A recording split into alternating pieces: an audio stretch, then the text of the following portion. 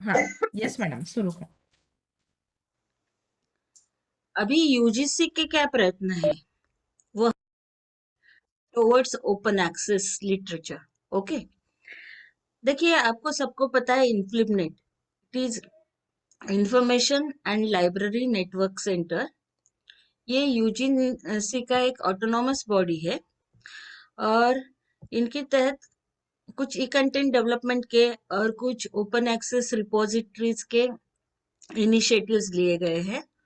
तो आप यहाँ पे देखेंगे कि इनकी जो मेजर एक्टिविटीज है उसमें e consortium, open access initiatives, projects and consultancy and library automation, इतने सारे इनिशिएटिव्स है।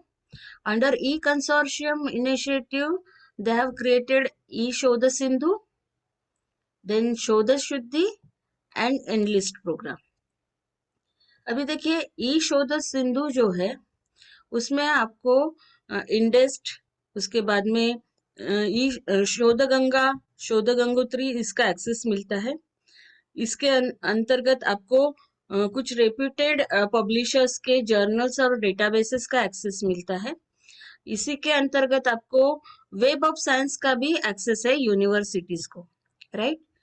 शोध शुद्धि जो है वो प्लेजरिज्म चेकिंग इनिशिएटिव है, उसमें आपको सॉफ्टवेयर का एक्सेस दिया जाता है, उर्कुन सॉफ्टवेयर।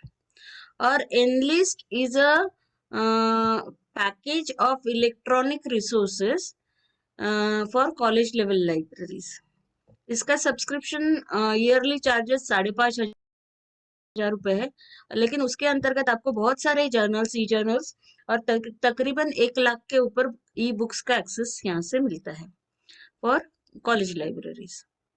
अभी देखिए अंडर ओपन एक्सेस इनिशिएटिव्स इन्फ्लिबनेट की जितनी भी एक्टिविटीज होती है उसका डिजिटाइजेशन उन्होंने किया है और उसका एक इंस्टीट्यूशनल लेवल रिपोजिटरी उन्होंने बनाया है, आईआर।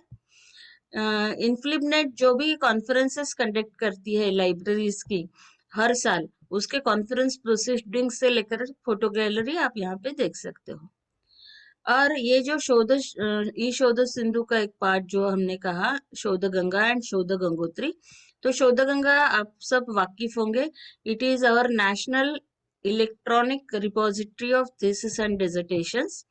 एंड शोध गंगोत्री ये शोध गंगा का ही पार्ट है जिसमें रिसर्च इन प्रोग्रेस आपको देखने मिलता है, यानी you will get synopsis over here. Okay. और ई कंटेंट क्रिएशन में इनका एक बहुत बड़ा इनिशिएटिव है, दैट इज ई पीजी पाठशाला। इसमें अलग अलग विषयों पे ई कंटेंट क्रिएट किया जाता है। उसके बाद में there is one more initiative, Vidwan database, and you can see Vidyamitra is also e content development project. और लाइब्रेरीज के लिए एक यूनियन कैटलॉग इनकैट के नाम से वो देते हैं, मतलब जितनी भी यूनिवर्सिटी लाइब्रेरीज है तो उनका जो कलेक्शन है उसका डेटा आपको यहाँ पे मिलेगा, यानी कहीं और जाने की जरूरत नहीं। ये यूनियन कैटलॉग आप सर्च कर लेंगे तो आपको घर बैठे आपके स्क्रीन पे कौन सी लाइब्रेरी में कौन सा बुक है वो पता चल जाएगा। And SOUL is the library management software उन्होंने क्रिएट किया हुआ है, डेवलप किया हुआ है। सो ये सब इनिशिएटिव्स के बारे में मैं थोड़ा थोड़ा आपको बताना चाहूंगी। See, this is actually e-Shodha Sindhu. Okay, it is a consortium for higher education electronic resources.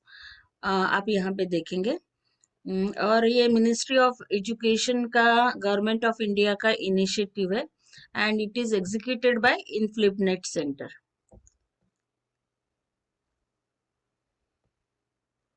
आप यहाँ पे देखेंगे शोध सिंधु से आपको क्या क्या मिलता है। रिसोर्सेस में कुछ डेटाबेसेस का आपको यहाँ से एक्सेस मिलता है, जैसे जेगेट प्लस है, मैथ्सनेट है, this is Web of science, very important for researchers.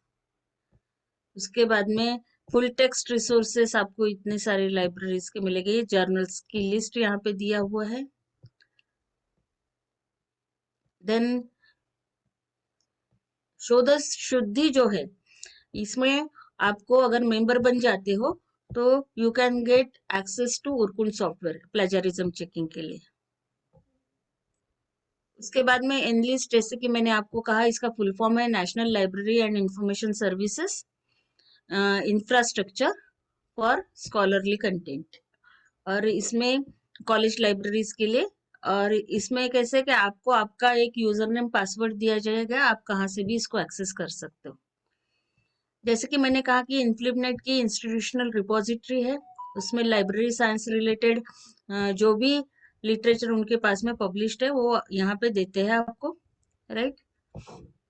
इसमें मैंने डिजिटल लाइब्रेरी देखी, तो इतने सारे पेपर्स डिजिटल लाइब्रेरी के यहाँ पे है। इसको मैं क्लिक करती हूँ तो ये पेपर पूरा खुल जाता है। It is freely accessible. और इन्होंने क्या किया है, एक और इनिशिएटिव किया है, उन्होंने एक विद्वान डेटाबेस बनाया है, एक्सपर्ट्स डेटाबेस। और आप इसमें आपका पूरा जो रिज्यूम है वो इसमें डाल सकते हो, आपके पब्लिकेशंस, आपका स्पेशलाइजेशन क्या है, ये सब आप यहाँ पे देख सकते हो। और यहाँ पे एक चीज है कि इसमें लॉगिन होना पड़ता है, पहले लॉगिन आईडी क्रिएट करना पड़ता है, और बाद में आप देख सकते हो। सपोज आपको रिसोर्स पर्सन ढूंढना है कि पर्टिकुलर विषय पे कौन अच्छा बोलता है, तो आप वैसे प्रकार के सर्च करके पूरे इंडिया से जो भी एक्सपर्ट्स है उनको बुला सकते हो, राइट। आप यहाँ पे देखेंगे अभी तक 62,240 के ऊपर एक्सपर्ट्स ने यहाँ पे रजिस्ट्रेशंस किए हैं, अलग अलग सब्जेक्ट कैटेगरीज में किए हैं, आप यहाँ पे देख सकते हो। देखिए यहाँ पे कुछ सर्चेस मैंने यहाँ पे लाई हूँ, आप देख सकते हो। यहाँ पे मैंने फार्मेसी के लिए लाई हूँ, इसको क्लिक किया। There is one more initiative of INFLIBNET, that is e content portal, it is Vidyamitra. इसमें आपको क्या मिलता है, इसमें agricultural sciences, biological sciences, chemical sciences, physical sciences, medical and health sciences, engineering and technology, social sciences and arts and humanities, ये सब subjects के ऊपर एक्सपर्ट्स के नोट्स मिलते हैं। Online course materials, e books and video lectures मिलते हैं, right. आप यहाँ पे देखेंगे the details of the subjects given. इसमें देखिए ई टेक्स्ट इतने हैं, ई ट्यूटोरियल्स एंड वीडियोस इतने हैं, और ये ग्रेजुएट लेवल के रिसोर्सेस, ये पोस्ट ग्रेजुएट लेवल के रिसोर्सेस, आप उसको सर्च कर सकते हो। शोधक का आप सबको पता है, ये हमारा इंडियन इलेक्ट्रॉनिक थीसिस डिसर्टेशन का डेटाबेस है, और 2,75,000 से भी ज्यादा थीसिस, फुल टेक्स्ट थीसिस आपको यहाँ से एक्सेस मिलते हैं। द रिसेंट वन आप देखेंगे, इसका coverage 2,76,000 full text thesis, 7,650 synopsis, MRPs, FDP, and fellowships. Then 457 universities are contributing to this project, and 526 universities have signed MOU. और आप टॉप 10 यूनिवर्सिटीज जिन्होंने ज्यादा कंट्रीब्यूशन दिया है वो देखेंगे, तो नंबर 1 पे जो है वो है university of Calcutta, university of Madras number 2, and from Maharashtra Pune university is on number 3। अभी देखिए मैं आपको ये पेज इसलिए दिखा रही हूँ कि इसका कनेक्शन आगे की कुछ स्लाइड्स से है। देखिए मैंने शोधगंगा में गई और मैंने कीवर्ड दिया बुद्धिज्म, ओके। अभी शोधगंगा ने मुझे रिजल्ट्स दिए 166, मीन्स इंडियन यूनिवर्सिटीज में जितने इसके मेंबर है वहां पे बुद्धिज्म ये विषय पे 166 थीसिस अवार्ड हुए हैं। वो 166 ध्यान में रखिएगा, मैं बार बार 166 बोल रही हूँ, ये फिगर आपको दिमाग में रखना है, मैं जब पूछूंगी तब आपको बताना है। अभी देखिए यहाँ पे ये 166 थीसिस है, इसमें से एक को मैंने क्लिक किया, ये बिब्लियोग्राफिकल इंफॉर्मेशन आई पूरी, ये पुणे यूनिवर्सिटी से अवार्ड हुआ है, आप यहाँ पे देखेंगे। गाइड का नाम है छत्रलता, ओके। और ये थीसिस को आप इस प्रकार से पढ़ सकते हो। देखिए आपका थीसिस भी अभी जब इन्फ्लिबनेट के पास में जाएगा शोधगंगा में अपलोड होने के लिए, तो आपका सीडी में आपको इसी प्रकार से उसको सेव करना है, अलग अलग फाइल्स में, okay. Title, certificate, declaration, acknowledgement, abbreviations, contents, abstract, and then chapters. Okay, इस प्रकार से आपको अपलोड करना है। अभी एक को आपने क्लिक किया तो वो चैप्टर ओपन हो जाता है। यहाँ पे देखिए, जैसे टीओसी को किया मैंने, तो ये 5 पेज का टीओसी है। और ये शोध गंगोत्री है। इसमें रिसर्च प्रपोजल्स जो सैंक्शन हुए हैं आरआरसीज में, वो दिए गए हैं। जैसे यहाँ पर भी अगर मैंने शोध गंगोत्री में कीवर्ड बुद्धिज्म डाला, तो देखिए ये एक पर्टिकुलर सिनॉप्सिस आया था, तो उसमें पता चल जाएगा आपको कि वो कौन से संदर्भ में बुद्धिज्म का स्टडी कर रहा है। Right, this is the synopsis. Synopsis अभी यहाँ पे आप देख सकेंगे, मैंने यहाँ पे फार्मेसी कीवर्ड दिया। फार्मेसी कीवर्ड दिया तो मुझे 10,254 थीसिस है। ओके, और ये उसी में का एक थीसिस है, आप देखेंगे। आप यूनिवर्सिटी वाइज भी इस पोर्टल को चेक कर सकते हो। ये एडवांस सर्च ऑप्शन जो है आप यहाँ पे दिया है, बुलियन लॉजिक्स यूज करके आप सर्च स्ट्रेटेजी बना सकते हो। ओके, अभी मैं आपको एक इनिशिएटिव बता रही हूँ, जो शायद आप में से किसी एक या दो को ही पता होगा, and that is national digital network digital library of thesis and dissertations. Network digital library of thesis and dissertations. अभी यहाँ पे आप ये जो थीसिस रिसोर्सेस लिंक है, इसको अगर आप क्लिक करेंगे तो देखिए यहाँ नीचे इंडिया शोधगंगा आ रहा है। इसका मतलब है इंडिया की national level E thesis and dissertation का जो पोर्टल है वो शोधगंगा है। वैसे ही ऑस्ट्रेलिया का ट्रोव है। उसके बाद में आप यहाँ पे देखेंगे कनाडा का थीसिस कनाडा है। सेंट्रल एशिया का सेंट्रल एशियन थीसिस रिपोजिटरी है। यूरोप का डार्ट है। ओके, फ्रांस का थीसिस फ्रांस है। तो इस प्रकार से हर एक देश की अपनी एक नेशनल रिपोजिटरी है, और वो नेशनल रिपोजिटरीज को सर्च करने का, पूरी रिपोजिटरी को सर्च करके वो आपको रिजल्ट देगा पूरे विश्व का।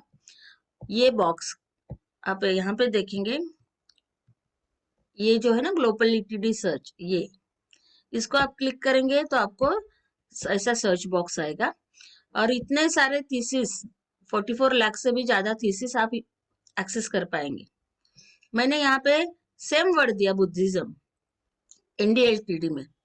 हमको शोधगंगा में 166 थीसिस मिले बुद्धिज्म पे। अभी हम देखते हैं एनडीएलटीडी को सर्च करते हैं तो हमको 3121 मिलते हैं। यानी आपका सर्च एक्सपैंड हो गया, बहुत ज्यादा एक्सपैंड हो गया। पूरे विश्व के बुद्धिज्म के ऊपर के थीसिस आपको यहाँ पे मिलेंगे। उसमें आप यहाँ पे लैंग्वेज में देखेंगे तो चाइनीज लैंग्वेज में 1605 है, इंग्लिश में 907 है। हम इंग्लिश को क्लिक करते हैं, ये देखिए 907 इंग्लिश भाषा में जो थीसिस है वो आपको खुल जाएंगे। यहाँ पे कोई एक थीसिस मुझे खोलना है यहाँ पे, तो इस प्रकार से बुद्धिज्म इन साउथ अफ्रीका मैंने खोला, from textual imagination to conceptual innovation. Okay, ये पूरा थीसिस शुरू हो गया। ये आप पूरा के पूरा पढ़ सकते हो, डाउनलोड कर सकते हो। ये एक और थीसिस है, Indian Buddhist meditation theory, history, development and सिस्टमेटाइजेशन। आप यहाँ पे देख सकते हो बुद्धिज्म इन साउथ अफ्रीका का ये डिस्क्रिप्शन है। और इसको आप ये करेंगे, खोलेंगे तो 443 पेजेस का ये थीसिस है, बुद्धिज्म इन साउथ अफ्रीका आपको मिल गया। And you can see the thesis is awarded bye university of Cape Town and the researcher name is Daryl rattan. तो ऐसे आप एनडीएलटीडी का सर्च कर सकते हो अलग अलग विषयों के नाम देके, and you will get the thesis all over India. Okay, जैसे ये एक थीसिस है, assessment of problem solving in pharmacy student. Okay, ये देखिए ये 55 पेजेस का थीसिस अभी यहाँ पे पेज वाइज खुल गया आपका, देखिए, है ना। तो हमारा शोधगंगा और एनडीएलटीडी ये दो प्रमुख सोर्स जो है वो आपको थीसिस के लिए यूज करने फॉर योर थीसिस वर्क।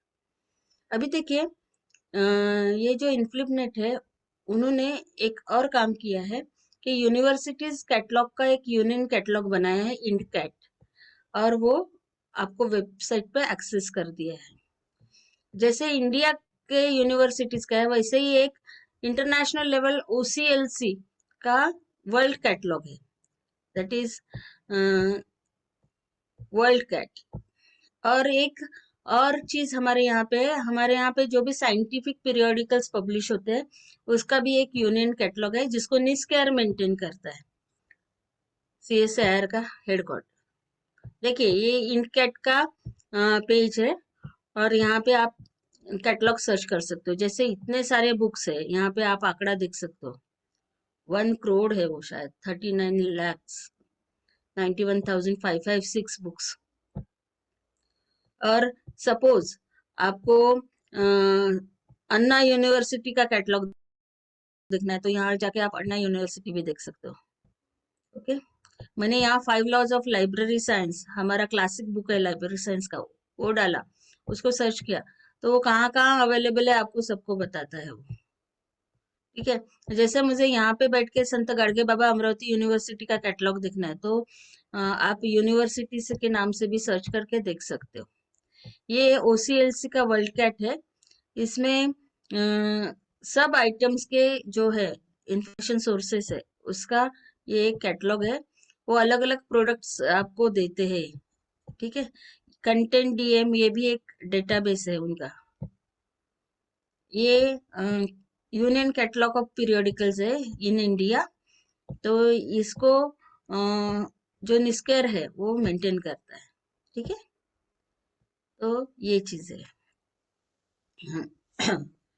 तो फ्रेंड्स अभी हमने ओपन एक्सेस लिटरेचर पढ़ा, देखा, रिव्यू ऑफ लिटरेचर देखा, हमने रेफरेंसेस और बिब्लियोग्राफी इसमें फर्क क्या है, अंतर क्या है वो भी देखा। ठीक है, ओपन एक्सेस लिटरेचर में हमने जर्नल्स ओपन एक्सेस, फिर डिजिटल लाइब्रेरी प्रोजेक्ट्स देखे और इलेक्ट्रॉनिक थीसिस एंड रिपोजिटरीज देखी, राइट। अभी मैं आपको एक और कॉन्सेप्ट बता रही हूँ, that is OCW। What do you mean by OCW? OCW stands for open courseware. ठीक है, ओपन कोर्सवेयर का मतलब क्या है? तो सपोज एक कोर्स आप रन कर रहे हो तो वो कोर्स का एक सिलेबस होगा, उसको पढ़ाने वाले लोग होंगे, एक्सपर्ट्स लोग आपके पास में।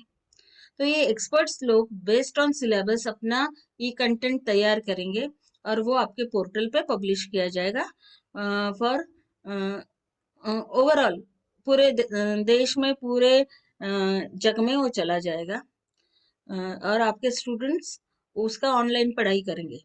ओके, जैसे अभी स्वयं के कोर्सेज चलते हैं तो उसका जो है ई कंटेंट बनाया जाता है, राइट। और बच्चे वहां पे एनरोल होके उतने क्रेडिट्स लेके आ सकते हैं अपने रिजल्ट के लिए, according to new education policy, right. मतलब ओपन कोर्सवेयर का मतलब है एक कोर्स है, उसका सेट सिलेबस है और उसके एक्सपर्ट्स ने उसके पूरे नोट्स जो है, वीडियो लेक्चर्स, ई टेक्स्ट सब बना के प्रेजेंटेशंस आपके लिए उपलब्ध कराए ऑनलाइन। देखिए ये जो कॉन्सेप्ट है ओपन कोर्स वर्क का वो जनरली मतलब ब्रॉडली स्पीकिंग इन 2000 आया, इन द ईयर 2000।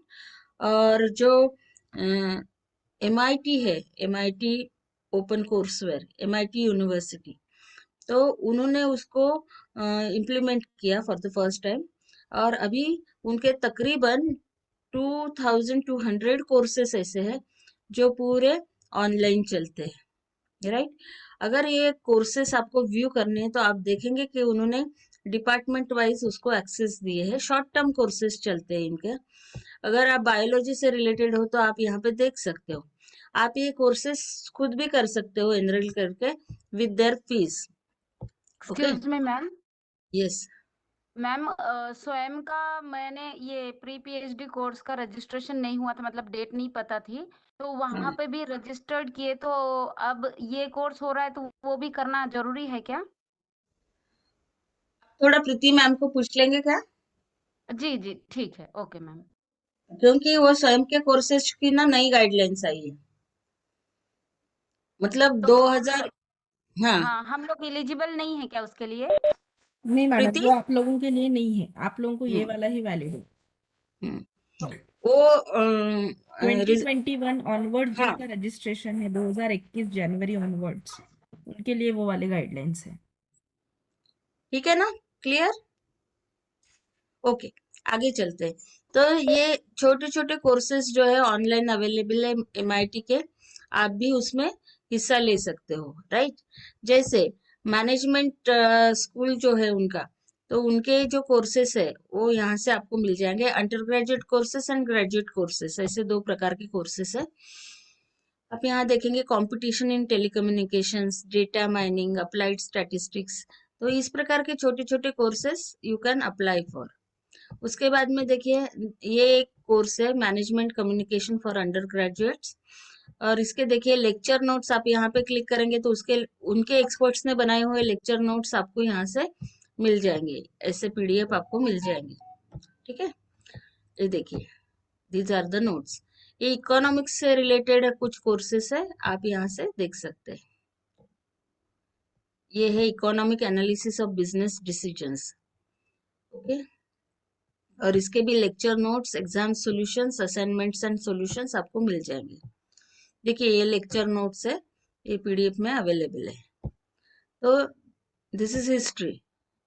ओके, तो इस प्रकार से फार्मेसी के लिए भी मैंने ढूंढ लिया एक, तो फार्मेसी के भी इस प्रकार से कोर्सेस है।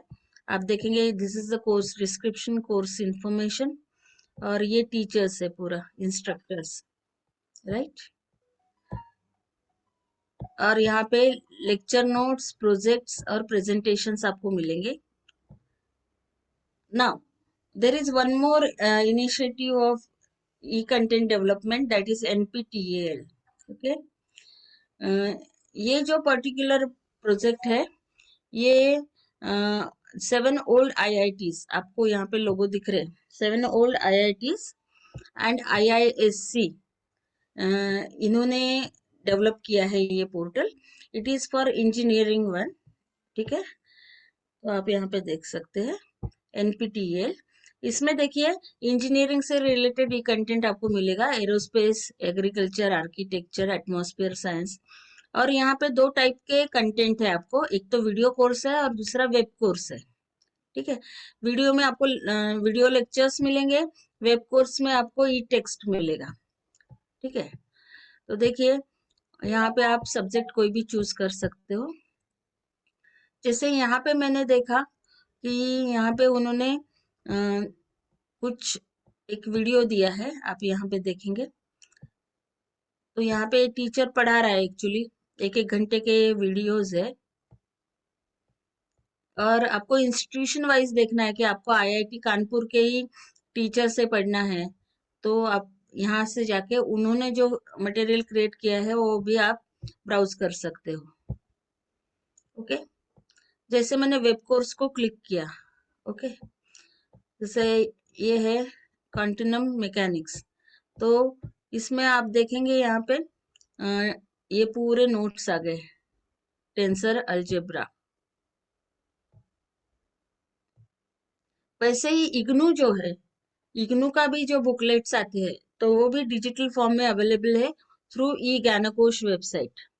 ई ज्ञानकोश को साइन इन करना पड़ता है, it is free of cost. आप उसको रजिस्टर करो, फिर साइन इन करो उसमें, तो आपको ये पूरे उनके बुक्स जो है वो डिजिटल फॉर्म में मिल जाएंगे। जैसे मैंने इसको साइन इन किया और मैं देख रही हूँ यहाँ पे, तो टाइटल और सब्जेक्ट का ऑप्शन यहाँ पे आया। तो देखिए इस प्रकार से लाइव रिकॉर्डेड वीडियोस भी है आपको अलग अलग बैचलर ऑफ आर्ट्स के लिए। देन आप यहाँ पे पब्लिक एडमिनिस्ट्रेशन, साइकोलॉजी के लिए देख सकते हो, अलग अलग कोर्सेज के देख सकते हो। मैंने एक जस्ट मेरी इंफॉर्मेशन के लिए देखा, certificate in library and information science का जो कोर्स है उनका, तो उसमें क्या ये कंटेंट है, तो देखिए ये लाइब्रेरी एंड सोसाइटी है, आप यहाँ पे देखेंगे ये ज्ञानकोश। अभी ये जो है ये लिंक है ओपन करने की, इसको ओपन किया, देखिए ये टीचर है ये लाइब्रेरी एंड सोसाइटी को वीडियो लेक्चर में आपको समझा रहे हैं, राइट। देखिए ये सेल्फ लर्निंग मटेरियल है, अलग अलग स्कूल्स के हिसाब से आपका विषय कौन से स्कूल में आता है वो देखिए। जैसे मुझे मास्टर्स डिग्री प्रोग्राम्स देखने हैं तो मैं यहाँ पे गई और यहाँ पे मैंने देखा master degree in library and information science है, मैंने उसको क्लिक किया। फिर मुझे उसमें सब कम्युनिटीज आई, मैंने किसी एक को क्लिक किया। उसमें कलेक्शन आया ब्लॉक्स, मैंने इसको क्लिक किया। फिर उसमें वो डॉक्यूमेंट आया यूनिट 2 और इसको मैंने क्लिक किया। तो देखिए ये टिपिकल फॉर्मेट रहता है उनके बुकलेट्स का, वो बुकलेट मुझे मिला 13 पेज का, right. Data, definition, types, nature, properties and scope. देखिए वैसे ही एक और ज्योग्राफी का बुकलेट है। अभी ये ई कंटेंट इनिशिएटिव्स की जो शुरुआत हुई वो स्कूल लेवल पे हुई पहले, है ना। फिर बिगर लेवल पे आज आपको ये पीजी पाठशाला वगैरह दिख रहा है। अभी एनसीईआरटी जो है उनके जो पूरे टेक्स्ट बुक्स है क्लास 1 से लेके क्लास 12 तक, वो आप आराम से देख सकते हो through their website, okay. NCERT, select the class, select the subject, select the book title, ये सिंपल सा उन्होंने सर्च बॉक्स दिया हुआ है क्लास 1 से लेके क्लास 12 तक। अभी देखिए मेरे को सपोज ये जीव विज्ञान का किताब पढ़ना है, ओके। तो जीव विज्ञान का मुझे चैप्टर 6 चाहिए, तो ये चैप्टर 6 हिंदी वाला आ गया। वैसे इंग्लिश भी है, आप यहाँ पे पूरे पूरे बुक्स डाउनलोड कर सकते हो, राइट। अभी देखिए जैसे कि मैंने कहा कि ये जो ई कंटेंट डेवलपमेंट है तो उसका शुरुआत जो है वो छोटे छोटे प्रोजेक्ट से हुआ। एक बहुत अच्छा प्रोजेक्ट था विद्यावाहिनी करके, और जब मैंने उस प्रोजेक्ट को देखा था तभी से मैंने उसको सेव करके रखा था। अभी वो प्रोजेक्ट बड़े प्रोजेक्ट में मर्ज हो जाता है। तो ये विद्यावाहिनी जो था इतना प्यारा प्रोजेक्ट उन्होंने बनाया था। उसमें दो अलग अलग सेक्शंस थे, शिष्या और विजन नेट करके। ये शिष्या में क्या था कि सीबीएसई के क्लास 9, 10th, 11th, 12th में आपको ये साइंस के जितने भी सब्जेक्ट्स है तो उसके ऊपर में जैसे मुझे फिजिक्स का देखना है, फिजिक्स का, तो डिस्क्राइबिंग मोशन ये सब चैप्टर्स है, मुझे डिस्क्राइबिंग मोशन पे देखना है क्या उन्होंने बनाया। तो उन्होंने 1 मार्क का क्वेश्चन उसका आंसर कैसे होगा, 2 मार्क का क्वेश्चन उसका आंसर कैसे होगा, 5 मार्क का क्वेश्चन उसका आंसर कैसे होगा, ऐसे रेडीमेड आंसर्स दिए हैं, आइडियल आंसर्स, ओके। इस प्रकार से उन्होंने बनाया था। और विजन नेट जो था वो भी सीबीएसई के 9, 10th, 11th, 12th कंटेंट पे बनाया था। जैसे देखिए सीबीएसई क्लास 11 बायोलॉजी है तो ये उसके चैप्टर्स है। लिविंग वर्ल्ड, तो ये देखिए ये पूरा उसका डिस्क्रिप्शन है। और लिविंग वर्ल्ड के सिखाने के लिए, सीखने के लिए ब्यूटीफुल एनिमेटेड प्रेजेंटेशंस उन्होंने बना के रखे थे। जैसे व्यू एनिमेशन को किया तो देखिए the living world, levels of organization in the living world, energy flow in the living system. तो ऐसे ब्यूटीफुल प्रेजेंटेशंस के द्वारा टीचर्स को बहुत सुविधा हो गई थी सिखाने के लिए, एडुराइट वाला। अभी देखिए अभी हम देखेंगे ईपीजी पाठशाला। तो ये तो अभी बहुत बड़ा प्रोजेक्ट है ईपीजी पाठशाला, और स्वयं के लिए इसका कंटेंट यूज करते हैं लोग। अभी ईपीजी पाठशाला में सपोज हमने लिया यहाँ पे फूड एंड न्यूट्रिशन, है ना। तो अगर फूड एंड न्यूट्रिशन अगर मैं लेती हूँ यहाँ पे तो मुझे आता है select paper, select module. Select paper में मैंने फूड साइंस को सिलेक्ट किया, मॉड्यूल में मैंने फंक्शंस एंड न्यूट्रिएंट्स या फूड ग्रुप्स को सिलेक्ट किया। तो देखिए 4 क्वाड्रेंट में आपको ये कोर्स वर्क मिलता है। यहाँ पे देखिए ई टेक्स्ट है, सेल्फ असेसमेंट है। इस प्रकार से आपको ये 2 लिंक्स जो है वो देखना है। अभी देखिए यहाँ पे पूरा ऑब्जेक्टिव्स वगैरह आ गया। ये वो पावर पॉइंट प्रेजेंटेशन में की एक स्लाइड का स्क्रीनशॉट है, फिजियोलॉजिकल फंक्शंस ऑफ फूड। देखिए ये पर्टिकुलर मॉड्यूल डेवलप करने वाली टीम ये है, ये टीचर आपको पढ़ा रहा है यहाँ पे, ये पीपीटीज है। तो इस प्रकार से आप देख सकते हो। और ईपीजी पाठशाला के इसमें देखिए एडल्ट एजुकेशन आर्किटेक्चर, तो इसके कितने कितने मॉड्यूल्स है वो पूरा लिस्ट जो है आप यहाँ पे देख सकते हो। आप यहाँ पे जाके आपके सब्जेक्ट को क्लिक कीजिए तो आपको उतने मॉड्यूल्स मिल जाएंगे, राइट। अभी यहाँ पे देखिए ये मॉड्यूल 1 है, product development part 1 pharmaceutical sciences में, और मॉड्यूल हमने लिया introduction to drug discovery and development. तो ये उसके ई टेक्स्ट है, नोट्स है 12 पेजेस के उस विषय के, और ये जो सर है वो यहाँ पे वीडियो लेक्चर के द्वारा आपको वो टॉपिक समझा के बता रहे। अभी देखिए आपको सबको पता होगा कि स्वयं पिछले 3-4 सालों में काफी हद तक हम समझ चुके हैं, और ये मूडल प्लेटफॉर्म पे ये सब कोर्सेज जो है वो चलते हैं, राइट।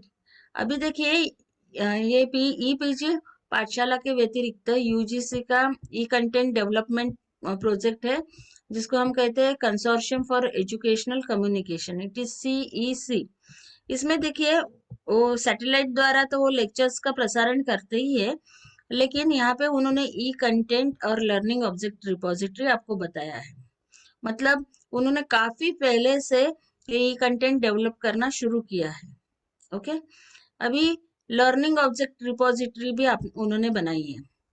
अभी देखिए लर्निंग ऑब्जेक्ट यानी क्या, छोटा छोटा टॉपिक लो, जैसे ये इंजीनियरिंग का टॉपिक है CC एंड BHP जो है cubic centimetres base horse power, ठीक है।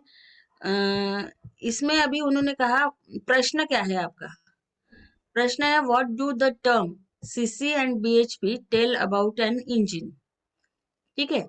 तो ये छोटा सा कॉन्सेप्ट जो है वो अपने स्टूडेंट को बताना है, तो उन्होंने एक लर्निंग ऑब्जेक्ट बनाया। इसको क्लिक करेंगे तो ये लर्निंग ऑब्जेक्ट आ गया। जैसे this is the question, this is the explanation text, आपको ये लिखना है, और यहाँ पे टीचर बैठा है जो आपको ये समझाएगा।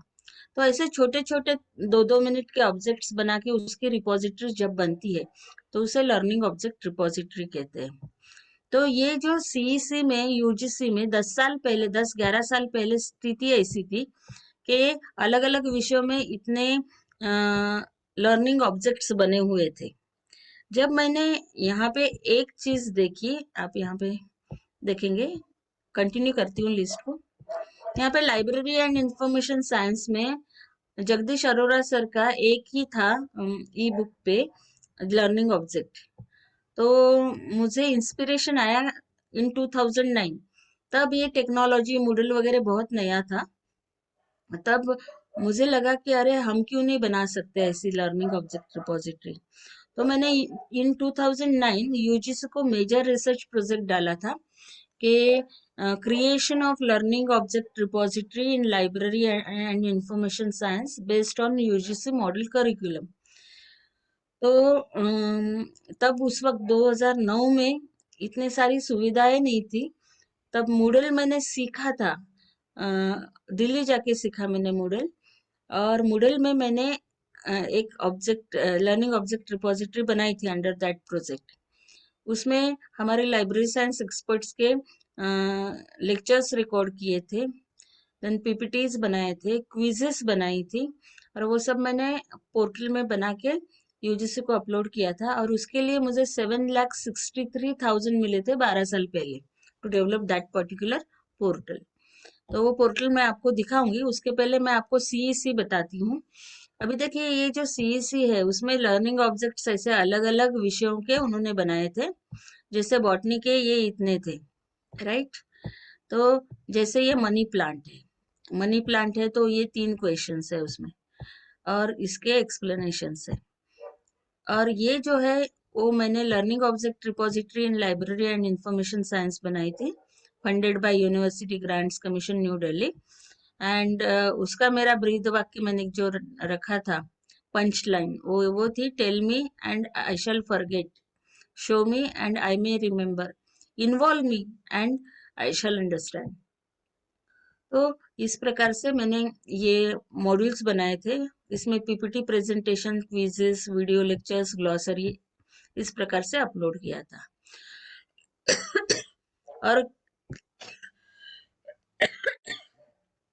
बच्चों के लिए रजिस्ट्रेशन भी रखा था। और उसमें मूडल में ये क्विज बहुत अच्छे से बनती है।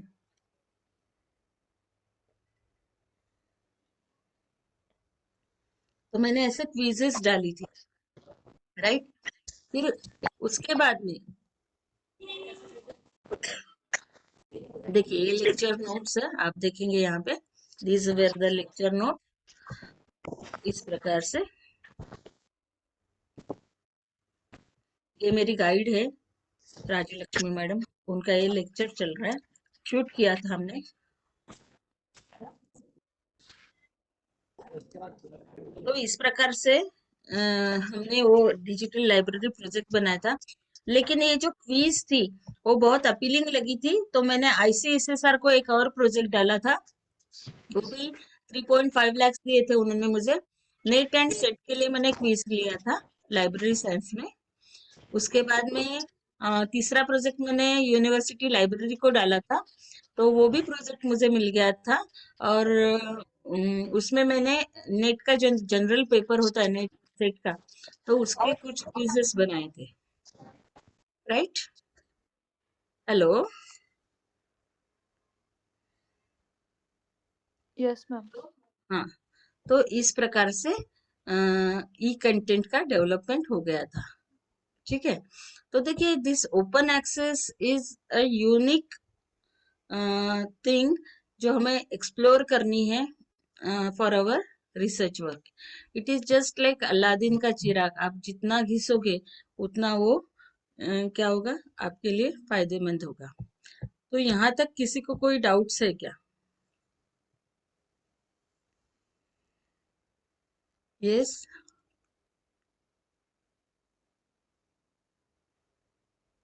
यहाँ तक का जो है उसमें किसी को कुछ डाउट है, कुछ पूछना है, लिटरेचर रिव्यू से रिलेटेड वगैरह?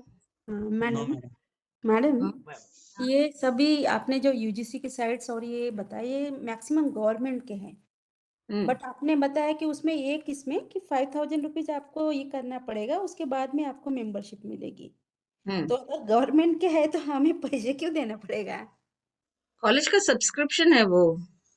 कॉलेज कॉलेज का देखिए सब्सक्रिप्शन है। गवर्नमेंट का है मतलब यूजीसी का है, राइट। यूजीसी क्या करती है कि जो वेंडर है उसके साथ में नेगोशिएशन करती है वो। जैसे ई शोध सिंधु जो हमको भी मिलता है ना यूनिवर्सिटी को, it is the agreement between the UGC and the university, वैसे ये कॉलेज लाइब्रेरी के लिए है। तो उसमें अगर 5,500 रुपीज में आपको 1 लाख से भी ज्यादा किताबें और हजारों जर्नल्स अगर एक्सेस मिलते हैं, तो बुराई क्या है उसमें? आजकल तो नैक बोलता ही है ना कॉलेजेस को कि ये रिसोर्सेज पे ध्यान दो।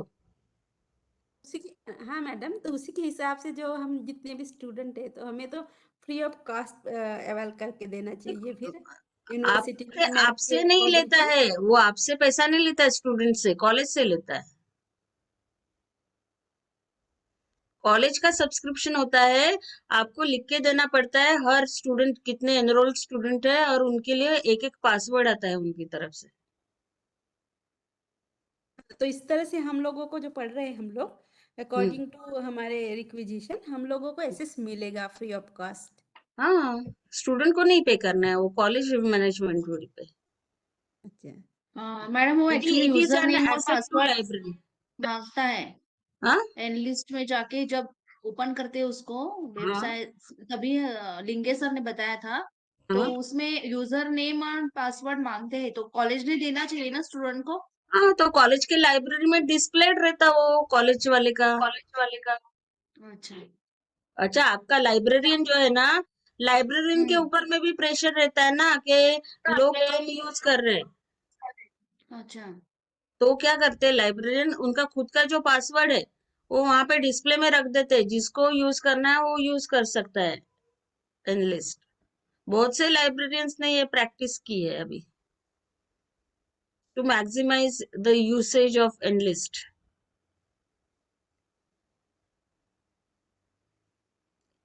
Any more question?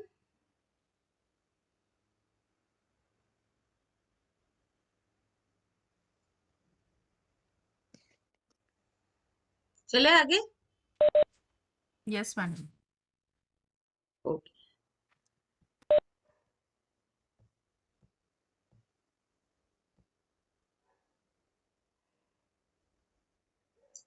प्रीती हाँ प्रीती मॅडम, येस मॅम. हं. मी आता यांना सायटेशन सांगू का? हो म्हणजे आता 5:30 पर्यंत घ्यायचं मॅडम. हा, ठीक आहे ना, अर्धा की तास आहे. की उद्याला करू? उद्या कव्हर होईल का आपल्याला आपल्याला? उद्याला काय काय घ्यायचंय? उद्या प्लॅगॅरिझम आहे, हा, अजून एक बिब्लिओग्राफी, हो, मॅट्रायसेस घ्यावे लागतील ना मॅम? मेट्रायसिस घेऊ का मग आता? चालेल, कारण की मग उद्या खूप सारं होऊन जाईल. ठीक. उद्या थोडं नाही, उद्या तर तुम्हाला 2लाच सुरू करायचंय ना आपलं, तुम्हाला जायचंय हो. आता. ठीक आहे ना मॅम. हं? हं. ठीक आहे, मग मी आता ना मेट्रायसिस मध्ये त्यांना बेसिक मेट्रायसिस सांगून देते. हो मॅडम, थोडं सांगून द्या. ओके.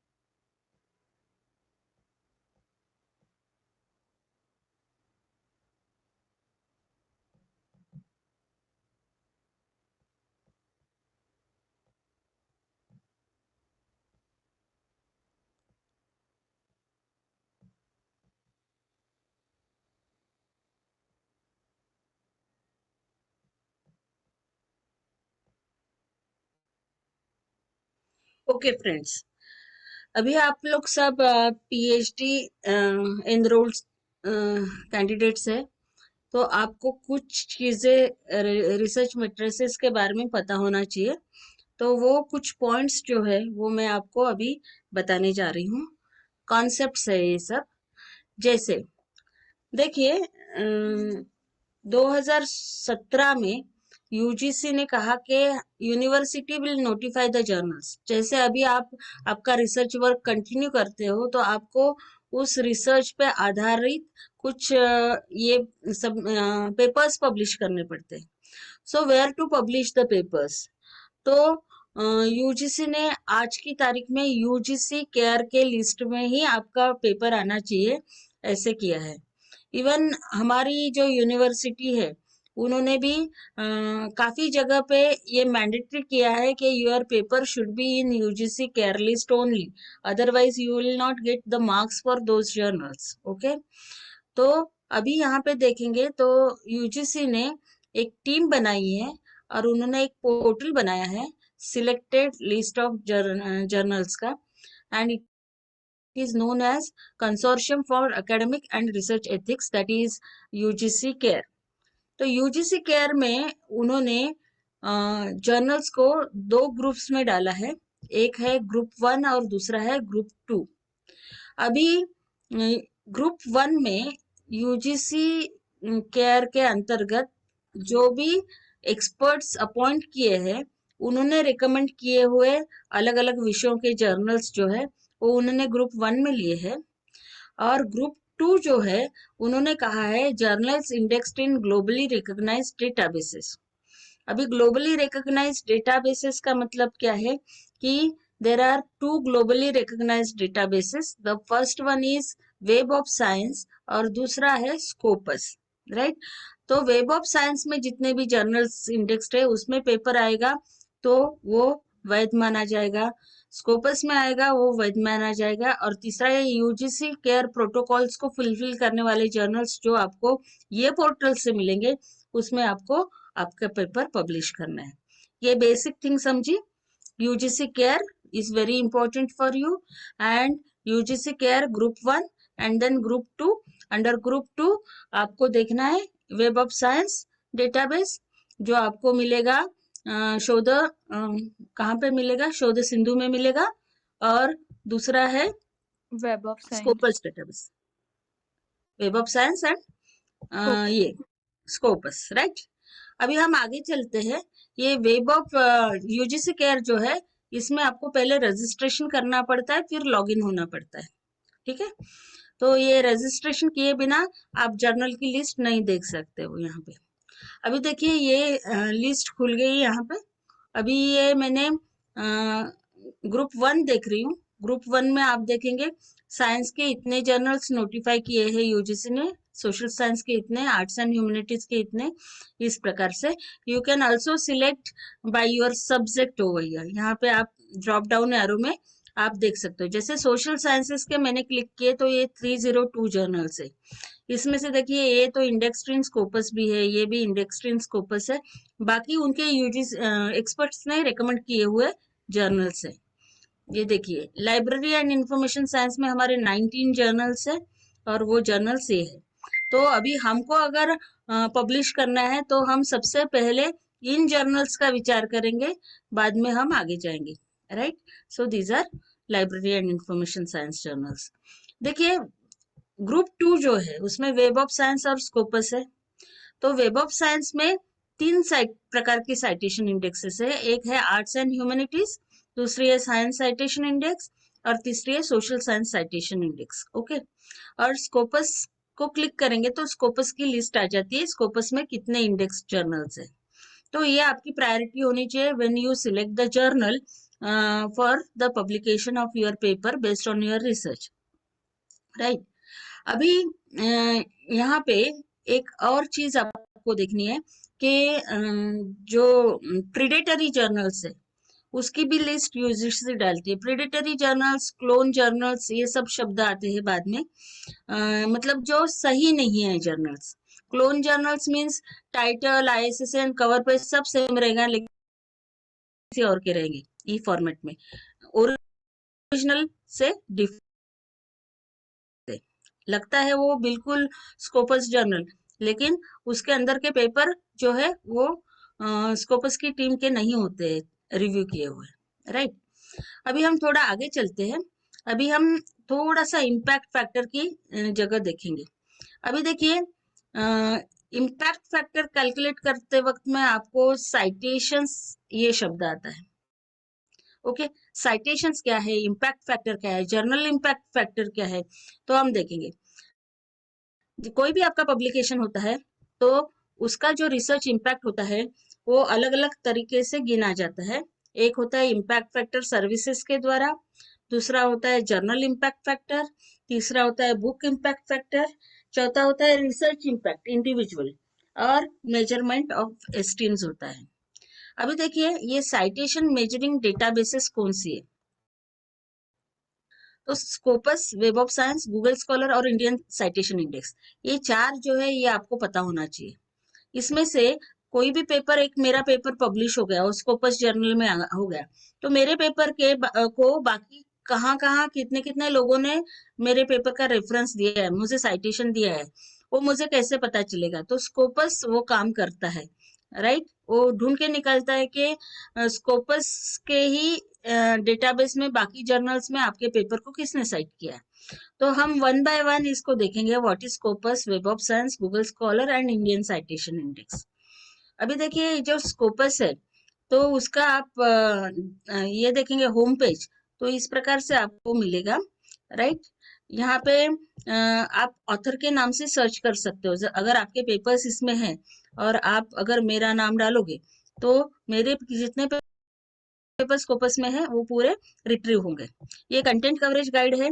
ये स्कोपस में कौन से जर्नल्स है आपके विषय के इंडेक्स, वो आप यहाँ से देख पाएंगे। और स्कोपस ऐसा है कि वो बहुत सारे कॉन्फ्रेंस प्रोसीडिंग्स को भी इंडेक्स करता है। अभी यहाँ पे देखेंगे कि स्कोपस में 25,100 टाइटल्स है, आप देखेंगे उसमें 23,452 पीयर रिव्यूड जर्नल्स है, और उसमें से भी 5,500 जर्नल्स ओपन एक्सेस है। तो अभी हमने ओपन एक्सेस देखा, लेकिन आप ये भी चीज समझ लो कि बहुत सारे उसमें open access journals, these are indexed in Scopus also. 294 trade publications है, 852 बुक सीरीज है and over 9.8 million conference papers है यहाँ पे इंडेक्स किए हुए, राइट। सो ये स्कोपस का एट ए ग्लांस है। जैसे कि मैंने कहा कि मेरे पेपर्स अगर स्कोपस में है तो मैं फ्री ऑफ कॉस्ट इसको सब्सक्रिप्शन बेस्ड डेटाबेस है, it is not free. Okay, lakhs में इसका सब्सक्रिप्शन जाता है, लेकिन मैंने यहाँ पे मेरे खुद के नाम से यहाँ पे सर्च किया तो यू कैन सी आपको यहाँ पे मिल रहे है ना। कितने मिल रहे? हिरवड़े मंगला अनिल के नाम से 9 पेपर मिल रहे और according to Scopus my H index is 3। Okay, तो ये अगर मुझे व्यू करना है तो इस प्रकार से मेरा जो प्रोफाइल है वो यहाँ पे व्यू होता है। ओके, आगे चलते हैं। ये मेरे पेपर्स है जो स्कोपस में इंडेक्स हुए, आपको देखेंगे यहाँ पे एब्स्ट्रैक्ट भी आप देखने को मिलेगा। और स्कोपस डेटाबेस में मेरा ये पेपर जो है वो 1 ने साइट किया है, ये पेपर 4 ने साइट किया है, ये पेपर 5 ने साइट किया है, ये पेपर 9 लोगों ने साइट किया है, राइट। तो इस प्रकार से वो मुझे बताता है कि आपका पेपर किसने किसने साइट किया है। ओके, अभी ये जो है यहाँ से आप सर्च कर सकते हो, इसमें जो जितना मैं दिखा रही हूँ it is free of cost, you can explore the Scopus database. जैसे सब्जेक्ट एरिया मैंने चुना तो इसमें आप कोई भी अपना सब्जेक्ट एरिया चुन सकते हैं और उस सब्जेक्ट एरिया में कौन से जर्नल्स है स्कोपस में इंडेक्स, उसकी लिस्ट जो है वो आपको आ जाएगी, राइट। जैसे मैंने लाइब्रेरी एंड इंफॉर्मेशन साइंस को चुना तो आप देखेंगे यहाँ पे इतने सारे 289 रिजल्ट्स है, मतलब लाइब्रेरी एंड इंफॉर्मेशन साइंस के पूरे वर्ल्ड के 289 जर्नल्स जो है वो 289 जर्नल्स स्कोपस में इंडेक्स्ड है। मतलब मैं इनमें से कोई भी इसमें हाई इम्पैक्ट फैक्टर, देखिए site score means just like impact factor for Scopus, तो यहाँ पे आपको 8.81 है, इसका 7.56 है। सो ये हाईएस्ट वाला जो है उसमें अगर मैं देती हूँ मेरा पेपर और मेरा पेपर पब्लिश होके आता है तो मुझे बहुत सारा एकेडमिक वेटेज मिलेगा, राइट। अभी देखिए यहाँ पे आप देख सकते हो information technology the list is given, और यहाँ पे एक चीज है उसके डिटेल्स क्या क्या है। साइट स्कोर, परसेंटाइल, साइटेशन 2018 में कितने मिले, डॉक्यूमेंट्स 15 से 17 के क्या है, परसेंटेज ऑफ साइटेड, और उसके बाद में आप यहाँ पे देख सकते हो SNIP और SJR, ये 2 वैल्यूज है। SNIP और SJR ये जो चीजें है वो NAAC के लिए इम्पोर्टेंट है। जैसे SJR वैल्यूज मांगते हैं वो आपके पब्लिकेशन की, तो that is the term used by Scopus database. अभी देखिए जैसे कि मैंने कहा कि आप स्कोपस के लिए साइट स्कोर जो इम्पोर्टेंट होता है वो लिखना पड़ता है, it is just like impact factor. तो वो कैसे कैलकुलेट किया जाता है, तो उसका एक फॉर्मूला होता है और वो फॉर्मूला ऐसा है कि जैसे 2018 का अगर आपको साइटेशन काउंट निकालना है, ठीक है, तो आपको पिछले 2 साल के डॉक्यूमेंट्स लगेंगे, ठीक है। जैसे पिछले 2 साल में कितना पब्लिकेशंस हुए वो पर्टिकुलर जर्नल में, और पिछले 2 साल में उसको कितने लोगों ने साइट किया, ये 2 चीजें आपको लगती है। तो उसका डिटेल्ड फॉर्मूला जो है मैं थोड़ा 2 स्लाइड के बाद में आपको बताती हूँ। अभी वेब ऑफ साइंस है, वेब ऑफ साइंस का नाम तो आपने सुना है, ये उसका पेज है। और अगर आप यूनिवर्सिटी लाइब्रेरी के मेंबर हो क्या, मुझे बताइए, यूनिवर्सिटी लाइब्रेरी के मेंबरशिप आपने ली क्या? नहीं मैम। क्यों नहीं ली? आपको पता है कि आप एनरोल्ड रिसर्च स्कॉलर हो तो आपको एक स्पेशल कैटेगरी रहती है आपकी मेंबरशिप की, उसमें अगर आप यूनिवर्सिटी लाइब्रेरी में एनरोल होते हो तो आपको ये वेब ऑफ साइंस का एक्सेस मिलेगा, जो आपके लिए बहुत महत्वपूर्ण एक्सेस है। तो आप सब लोग जाके यूनिवर्सिटी लाइब्रेरी में मेंबरशिप ले लो, आपका जो रजिस्ट्रेशन लेटर होगा ना वो देना पड़ता है वहां पे, ठीक है। अभी देखिए, हाँ अभी देखिए ये जो वेब ऑफ साइंस है इसमें मास्टर जर्नल लिस्ट है, तो आपको अगर जर्नल के नाम से सर्च करना है तो आप यहाँ से कर सकते हो, लेकिन अगर आपको ब्राउज करना है तो मास्टर जर्नलिस्ट आप ब्राउज कर सकते हो, है ना। और ये थोड़ा मैं आगे चलती हूँ, लाइब्रेरी साइंस का है, वो आपको थोड़ा आगे चल के बताती हूँ। हाँ, तो ये वेब ऑफ साइंस का जस्ट इंट्रोडक्टरी पार्ट है। तीसरा हमने देखा था साइटेशन का, वो हमने देखा था गूगल स्कॉलर। देखिए, गूगल स्कॉलर की एक खासियत है, गूगल स्कॉलर में बहुत से ऐसे ऑप्शंस है जिसको हम कभी देखते भी नहीं है। अभी यहाँ पे जाएंगे आप ना, तो आपको बहुत सारे ऑप्शंस भी मिलेंगे गूगल स्कॉलर में क्या क्या है। गूगल स्कॉलर की सबसे बेहतरीन चीज ये है कि वो स्कॉलरली आर्टिकल्स को इंडेक्स करता है। और आप देखेंगे यहाँ पे, जैसे मैंने मेरा नाम लिखा, तो गूगल के डेटाबेस में मेरे 20 पेपर है, तो ये पहला पेपर है, तो यहाँ पे वो बताता है कि this paper is cited by 27 other authors. Okay, तो इसको मैं क्लिक करूंगी तो मेरा पेपर कहाँ कहाँ साइट किया गया, किसने साइट किया गया, ये भी मुझे लिस्ट आती है, राइट। अभी देखिए, गूगल स्कॉलर एक आपको और फैसिलिटी देता है, my citation service. Google scholar my citation में अभी उन्होंने इंस्टीट्यूट का नाम डालने बोला है, तो आप किसी इंस्टीट्यूट के से रिलेटेड हो तो आप आपका इंस्टीट्यूट का ईमेल आईडी डालने से वो आपको एक्सेस देता है। देखिए, मैंने माय साइटेशन सर्विस में खुद का रजिस्ट्रेशन किया, बहुत साल पहले किया था, तो अभी ये पुराना पेज है, ये सब आंकड़े बढ़ गए हैं, अभी 200 के ऊपर साइटेशंस। तो वो बता रहा है कि मेरे इतने पेपर्स है, 20 पेपर्स, वो 20 पेपर्स को 152 साइटेशन है, मेरा एच इंडेक्स 7 है, मेरा आई10 इंडेक्स 6 है, as per Google scholar. आई10 index का अर्थ ये होता है कि मेरे 6 पेपर्स को 10 से ज्यादा बार साइट किया गया है, दैट इज माई आई10 इंडेक्स। अगर मेरा 7वां पेपर 10 के ऊपर साइट किया गया तो मेरा आई10 इंडेक्स बनेगा 7। मेरा एच इंडेक्स है 7, वो कैसे कैलकुलेट करते हैं वो भी मैं आपको दिखाती हूँ। देखिए, what is H index. H index, अभी ये जो मेरे आर्टिकल्स है उसके हिसाब से मेरा एच इंडेक्स 7 है। ओके, अभी समझ लीजिए, मेरा 10 आर्टिकल्स अभी तक पब्लिश हुए हैं, ठीक है। सपोज ये वेब ऑफ साइंस के जर्नल्स में मेरे 10 पेपर पब्लिश हुए। पहले पेपर को 20 साइटेशंस मिले, दूसरे को 18 मिले, तीसरे को 15, चौथे को 13, पांचवे को 10 और छठवे को 9 है। यानी 6 है तो 6 से ज्यादा साइटेशंस है, 7 है तो 7 से ज्यादा साइटेशंस है, लेकिन ये 8 आया तो इसको 2 ही है। ये जब 8 से ऊपर चला जाएगा तो मेरा एच इंडेक्स 8 बनेगा। समझ में आया ये? मतलब मेरे at least 7 papers have been cited 7 times or more, तो मेरा एच इंडेक्स 7 है। मेरे टोटल 8 पेपर्स cited 8 times और मोर, तो मेरा एच इंडेक्स बढ़ जाएगा 8। ये समझा सबको?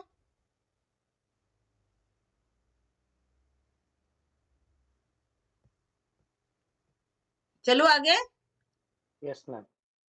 ओके, तो इस प्रकार से एच इंडेक्स कैलकुलेट किया जाता है। अभी गूगल स्कॉलर में ये जो लाइनें हैं, इसमें क्या क्या फैसिलिटीज है वो अगर आप देखेंगे तो वो आपके सब्जेक्ट के अनुसार टॉप मोस्ट जर्नल्स का रैंकिंग करके आपके सामने देता है। ये कभी हम यूज नहीं करते। अभी देखिए, मैं जस्ट आपको बता देती हूँ, मैंने यहाँ पे कैटेगरीज में सोशल साइंसेस लिया, तो सोशल साइंसेस में सबसे top most journal of business ethics है, दूसरा कंप्यूटर्स एंड एजुकेशन है एज पर स्कॉलर, और उनके H5 इंडेक्स, H5 मीडियन यहाँ पे दिए हुए।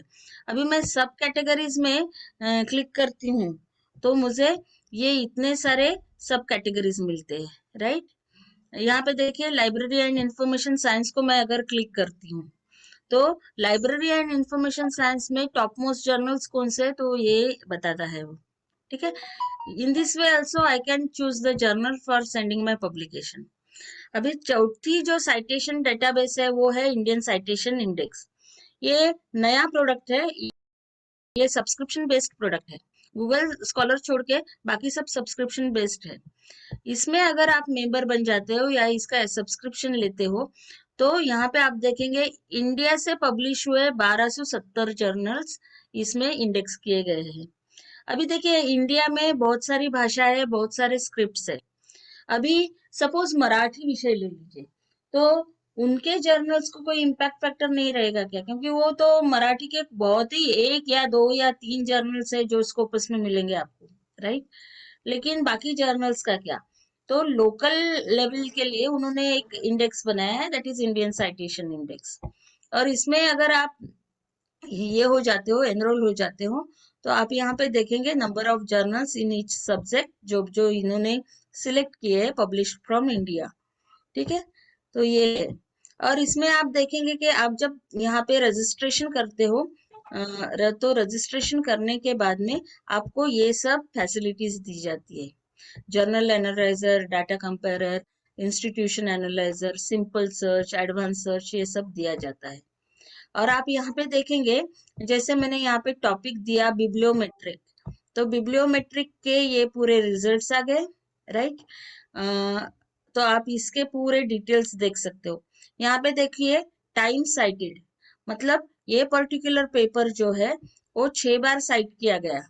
इसको ब्लू लिंक है, इसको क्लिक करेंगे तो किसने इसको साइट किया ये भी आपको यहाँ से मिल जाएगा, राइट। यहाँ की एंट्री जो होती है वो ऐसी होती है, बिब्लियोमेट्रिक सॉरी बिब्लियोग्राफिक डिटेल्स, फिर एब्स्ट्रैक्ट होता है, हेलो, और रेफरेंसेस, उसने जो रेफरेंसेस दिए वो रेफरेंसेस यहाँ पे होते हैं, ताकि वो जो कंप्यूटर प्रोग्राम है वो बता सके कि ये पेपर को किसने किसने साइट किया है। तो ऐसे ये इंडियन साइटेशन इंडेक्स काम करता है, आप यहाँ पे देखेंगे, ओके। और इंडियन साइटेशन इंडेक्स में जो इंस्टीट्यूट एनालाइजर है या फिर कंट्री एनालाइजर है, तो ये देखिए यहाँ पे क्या है, इंस्टीट्यूशन एनालाइजर। तो सपोज ये पर्टिकुलर 1200 जर्नल्स जो है उसमें कौन से इंस्टीट्यूट के ज्यादा पेपर्स है, तो ऐसे कंपेयरिंग भी होता है, जैसे Pune university, Bombay university, Nagpur university, तो नागपुर कौन से लेवल पे है, तो इस प्रकार से आप इंस्टीट्यूशन का कंपेयरिंग कर सकते हो। जैसे देखिए एग्रीकल्चरल इंस्टीट्यूट्स में हमने देखा कि ये सारे कॉलेजेस है, तो टॉप पे कौन है, IARI है, तो इस प्रकार से आप कंपेयर भी कर सकते हो। सेकंड नंबर में वेटरनरी रिसर्च इंस्टीट्यूट है, तो इस प्रकार पे से आप कर सकते हो। डाटा कंपेयरर का भी आपको लिंक मिलता है, ये आप जब देखेंगे तभी। जर्नल एनालाइजर का भी मिलता है, ओके।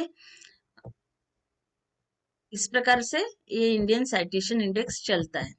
ये थोड़ा आगे चलती हूँ मैं, क्योंकि इतना डिटेल में आपको बताने की जरूरत नहीं, प्रोक्वेस्ट भी आपको बताने की जरूरत नहीं। तो साइटेशन मेजरिंग डेटाबेसेस में ध्यान में रखिएगा, Scopus is important, web of science is important, Google scholar is important and Indian citation index is important one, okay. अभी देखिए इम्पैक्ट फैक्टर जो होता है, इम्पैक्ट फैक्टर केवल जर्नल को लागू होता है, कोई भी टीचर का या इंडिविजुअल का इम्पैक्ट फैक्टर नहीं होता। हाँ, साइटेशंस दोनों के होते हैं, राइट। तो इम्पैक्ट फैक्टर सर्विसेज के पहले हम देखेंगे कि इम्पैक्ट फैक्टर कैलकुलेट कैसे किया जाता है। सपोज सेल नाम का एक जर्नल है बायोलॉजी का, तो उसका 2009 का मुझे इम्पैक्ट फैक्टर कैलकुलेट करना है, तो मुझे डाटा लगेगा पिछले 2 साल का, दैट इज 2007 और 2008 का डेटा लगेगा। और कौन सा डेटा लगेगा, तो मुझे ये डाटा लगेगा कि 2008 और 2007 में कितने पेपर्स ये जर्नल में छपे। तो अभी देखिए 2008 में 343 पेपर्स उसमें आए हैं और 2007 में 366 पेपर्स आए हैं, यानी 709 पेपर्स आए। अभी ये 709 पेपर्स को 2008 में कितने साइटेशंस आए, 9533 आए। 2007 में कितने, 12554 आए। That is equal to total citations ये 709 पेपर को वो 2 साल में 22,087 आए। So this 22,087 divided by 709, that is 31.152 is actually the impact factor of SAIL in 2009. हर साल ये वेरिएबल्स बदलते जाते हैं, इसलिए इम्पैक्ट फैक्टर नीचे ऊपर होते रहता है, राइट। तो ये फॉर्मूला है। अभी देखिए, देर आर वेरियस सर्विसेज जो इम्पैक्ट फैक्टर मेजर करके आपको देते हैं। उसमें से कुछ सर्विसेज बोगस सर्विसेज भी है, ये भी ध्यान रखिए। एक है इंटरनेशनल इम्पैक्ट फैक्टर सर्विस, दूसरा है आप देखेंगे ISIFI international services for impact factor and indexing, तीसरा है UIF। देखिए, महाराष्ट्र से बहुत सारे जर्नल्स पब्लिश होते हैं जिसको UIF होता है, यूनिवर्सल इम्पैक्ट फैक्टर। उसके बाद में IFSIJ आप देखेंगे। उसके बाद में एक अच्छी सर्विस है इंडेक्स कोपरनिकस, आप देखेंगे इसमें बहुत सारे जर्नल्स है और वो उनकी IP वैल्यू देता है, उसकी अपनी IP वैल्यू रहती है, इंडेक्स कोपरनिकस वैल्यू। वो इम्पैक्ट फैक्टर ये शब्द यूज नहीं करते, ठीक है। एक नास रेटिंग होती है, उसका एक फॉर्मूला होता है, ये एग्रीकल्चरल इंस्टीट्यूट्स नास रेटिंग देते हैं। फिर एक ग्लोबल इम्पैक्ट फैक्टर सर्विस है, कॉस्मोस इम्पैक्ट फैक्टर सर्विस है, इसमें इंडेक्स जर्नल्स की ये लिस्ट है। एक जनरल इम्पैक्ट फैक्टर है GIF, एक SJIF that is scientific journal impact factor है। लेकिन एक ओपन एक्सेस का ब्लॉग चला था, तो उसमें जो एक्सपर्ट्स है उन्होंने कुछ कमेंट्स लिखे थे। तो उन्होंने क्या कहा कि देखिए, the proliferation of predatory open access publishers has created several new and expanding markets. One of these is the market for journal rankings. Because few predatory journals are able to earn legitimate journal ranking, companies have emerged that for a fee award bogus impact factors to low quality journals. मतलब 2009 से, जब से हमारे India में UGC ने API score teachers के लिए बना दिया, तब से हम देखते हैं कि बहुत सारे predatory journals, impact factor, bogus impact factor services, ये सब चीजें सामने आई। तो उन्होंने कुछ सर्विसेज को बोगस किया, जैसे JIF जो है। तो this bogus organization is an obvious appropriation of the former institute for scientific information ISI, which no longer exists. Its journal impact factor was taken over by Thomson and Reuters. ये लोग क्या करते हैं, देखिए, web of science पहले manual था, Eugene Garfield उसको maintain करते थे। बाद में वो टेक ओवर किया थॉमस एंड रूटर कंपनी ने और उसको ऑनलाइन कर दिया वेब ऑफ साइंस को। तो जहां से ये चलता था ओरिजिनली, दैट इज ये institute for scientific information ISI। तो ISI के नाम से ही वेब ऑफ साइंस का इम्पैक्ट फैक्टर जाना जाता है। यानी आप जब भी जर्नल का इम्पैक्ट फैक्टर लिखते हो, तो ISI इम्पैक्ट फैक्टर ISI 2.3 लिखा, तो इट इज अंडरस्टूड दैट ये 2.3 वेब ऑफ साइंस का इम्पैक्ट फैक्टर है। तो वैसे SJIF है, UIF है, कॉस्मोस इम्पैक्ट फैक्टर है।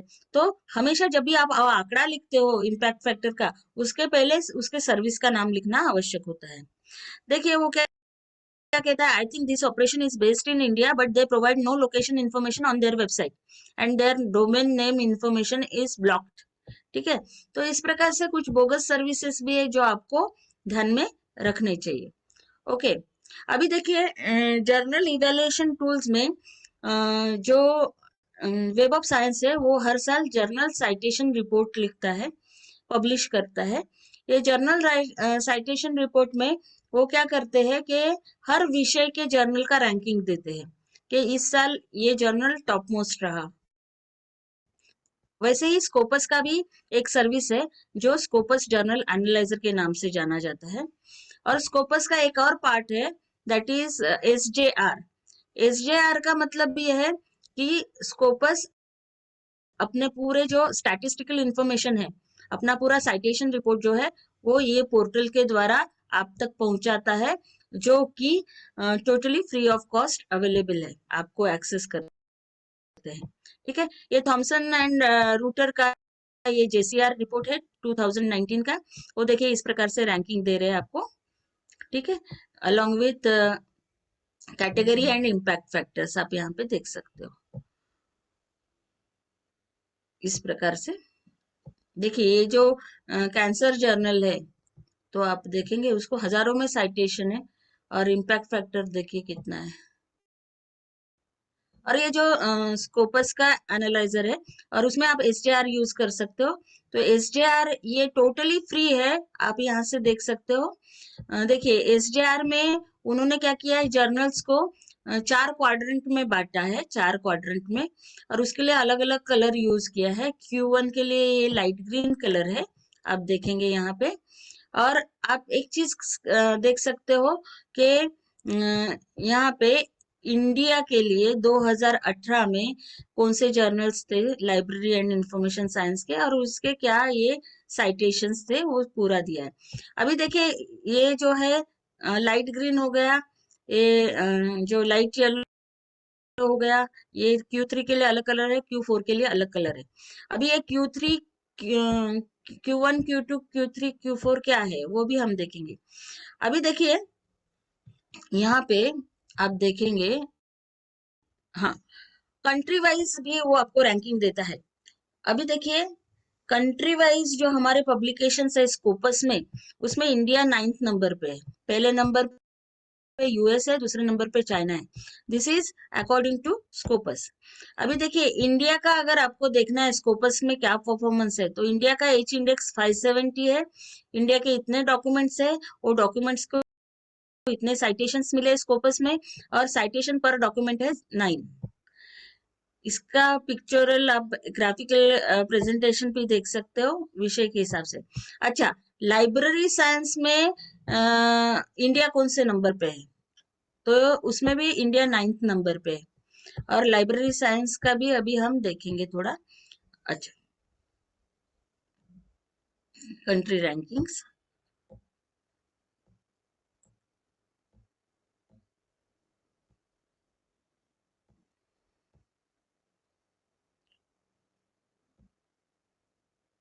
एच इंडेक्स के बारे में मैंने आपको बताया। और अभी जो है वो अभी अल्टमेट्रिक्स के नाम से भी आप अभी नया टूल्स देखेंगे, क्योंकि अभी सोशल नेटवर्किंग प्लेटफॉर्म्स आए हैं। तो सोशल नेटवर्किंग प्लेटफॉर्म्स पे क्या होता है कि आपको number of clicks, number of views, number of likes, इस प्रकार के नए पैरामीटर्स जो है वो भी अभी आए हैं because of this web technology. और आपको अगर एज ए साइंटिस्ट या एज ए एक्सपर्ट अगर आपको प्रोफाइल क्रिएट करना है, तो उसके लिए भी आप विद्वान डेटाबेस में जाके पहले कर लीजिए आपका एक्सपर्टीज का प्रोफाइल। उसके बाद में आप विद्वान के अलावा आप देख सकते हो ये बहुत सारे प्रोफाइल्स बने हैं विद्वान में। आपको रजिस्ट्रेशन करना पड़ता है, और उसके बाद में आपको उसमें अपना प्रोफाइल अपलोड करना पड़ता है। ये अमरावती से है लाइब्रेरियन, उनका प्रोफाइल है। मेरी कलीग है शालिनी लितकर, उसका भी प्रोफाइल आप यहाँ पे देख सकते हो। और ऐसे ही आप स्कोपस में भी अपना प्रोफाइल क्रिएट कर सकते हो, और पबलॉन में भी आप अपना वेबसाइट मतलब प्रोफाइल क्रिएट कर सकते हो, जैसे कि मैंने यहाँ पे किया। ये मेरा रिसर्च आईडी है, तो ये अगर रिसर्च आईडी आपने कोड कर दिया और बायोडाटा नहीं भी लगाया, तो भी जो एक्सपर्ट्स है वो ये आईडी से आपके पब्लिकेशंस क्या है वो निकाल सकते हैं। तो ये भी एक रिसर्च मेट्रिक है, और इसमें ऑर्किड आईडी क्रिएट कर सकते हो आप। और ये अल्टमेट्रिक्स जो है ना, इसमें देखिए ट्विटर पे, फेसबुक पे, गूगल पे, मेंडले, साइट्यूलाइक, पपियर, पबलॉन्स, रेडिट, यूट्यूब, इसमें पैरामीटर्स कैसे है कि कितनी बार डाउनलोड हुआ, who is reading my book, okay, कोई न्यूज एजेंसी ने उसको कवर किया है क्या, कितनी बार शेयर किया गया।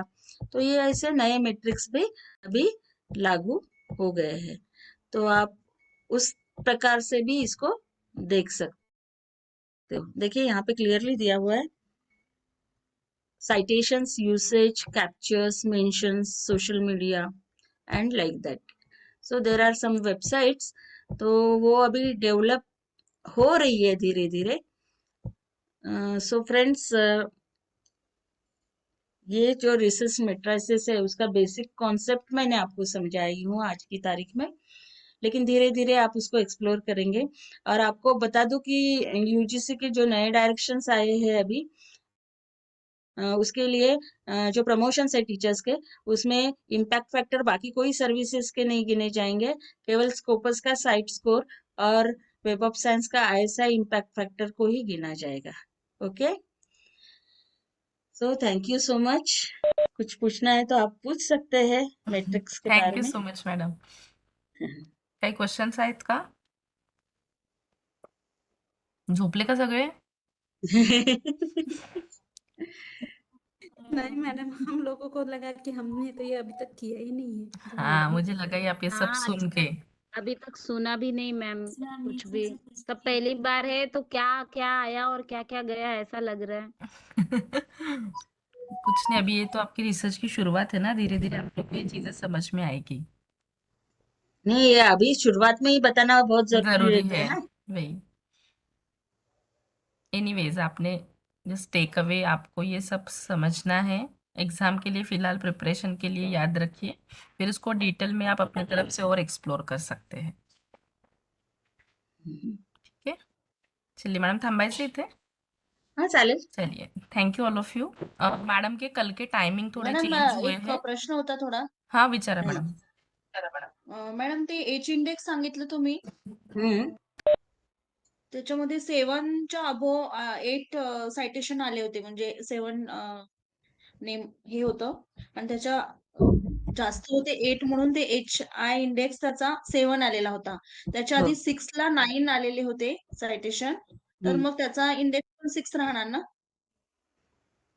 हो, माझा 7वा पेपर जर का त्याच्या वरती गेला असेल, म्हणजे बघा 7 नंबरचा 7वा पेपरला 7 सायटेशन्स आहेत तर माझा एच इंडेक्स 7. 7व्या हम्म. पेपरला 8व्या पेपरला मला 2च आहेत तरी माझा एच इंडेक्स 7च राहील. 8व्या पेपरला जर का माझा एच इंडेक्स 10 झाला तर तो 8 होईल माझा एच इंडेक्स वाढून. ठीक आहे, ठीक म्हणजे आहे. ठीक आहे मॅडम. हा कळलं? Thank you madam. Thank you madam. हो. हा. मैम साइटेशन का एग्जैक्टली मीनिंग क्या होता है? रेफरेंस देना, साइट करना, मतलब मैं मतलब मेरा पेपर लिख रही हूँ, मेरे पेपर हाँ, में मैंने तुम्हारे पेपर का कुछ तो भी डेफिनेशन उठाई अच्छा, या तुम्हारे व्यूज उठाए, तो हाँ हाँ मेरा एथिकल रिस्पॉन्सिबिलिटी है कि मैं आपका नाम वहां पे रेफरेंस में लिखूं कि ये पेपर को मैंने रेफर किया और मैंने ये चीज वो पेपर से लिया, उसको साइटेशन कहते हैं. Means I have given you the one citation in my paper. Okay, thank you ma'am. Ma'am general bogus है या फिर उसका इम्पैक्ट फैक्टर अच्छा नहीं है, ये कैसे पता चलेगा? जैसे कि मैंने अभी कहा, यूजीसी ने स्कोपस और ISI का इतना ही इम्पैक्ट फैक्टर को अभी तक दर्जा दिया है as far as teachers and students are concern.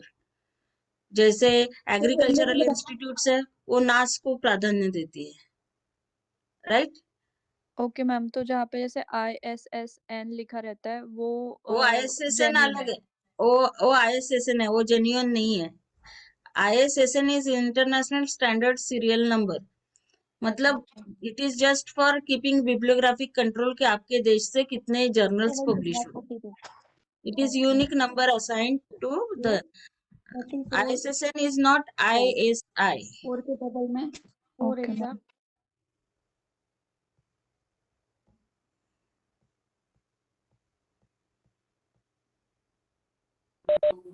Any question?